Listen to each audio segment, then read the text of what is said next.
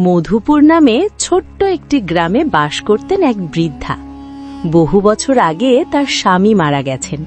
তাদের কোনো সন্তানও ছিল না, তাই বৃদ্ধা একাই জীবনযাপন করতেন। বুড়ির অভাব খুব বেশি ছিল না। তার একটি ছোট খামার ছিল, সেখানে কয়েকটি মুরগি পালতেন।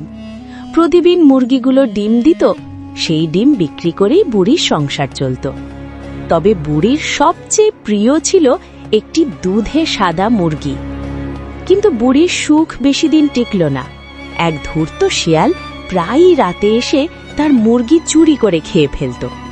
শিয়াল মনে মনে বলতো, কপাকপ, দুধে সাদা মুরগি খাবো, কপাকপ, আবার পালাবো। প্রতিদিন সকালে ঘুম থেকে উঠে মুরগি কম দেখে বুড়ির মন খুব খারাপ হতো। শিয়ালের এই কুকর্মে সে অসহায় হয়ে পড়েছিল। এক রাতে হঠাৎ মুরগির চিৎকারে বুড়ির ঘুম ভেঙে গেল, কিন্তু ততক্ষণে শিয়াল তার কাজ সেরে পালিয়ে গেছে। এভাবে অনেক দিন চলতে থাকল শিয়ালের মুরগি খাওয়া।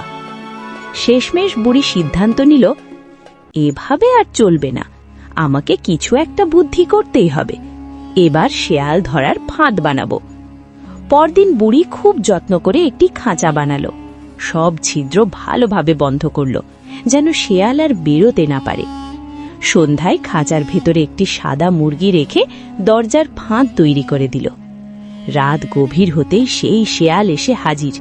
মুরগি দেখে এসে খুব খুশি হয়ে গেল। আজ তো আর খামারে ঢুকতে হবে না। এই ভেবে সে খাঁচার ভেতরে ঢুকল। ঢুকতেই দরজা বন্ধ। শিয়াল ধরা পড়ে গেল।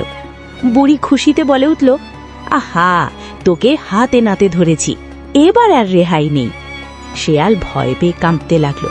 অনেক অনুনয় বিনয় করে শেষে কোনোভাবে প্রাণ নিয়ে পালালো। তারপর থেকে শিয়াল আর কখনো বুড়ির বাড়িতে মুরগি চুরি করতে আসেনি। ভয়ের চোটে দূর দিয়েই চলে যেত। এখন বুড়ি খুব সুখে আছে, আর তার কোনো দুশ্চিন্তাও নেই।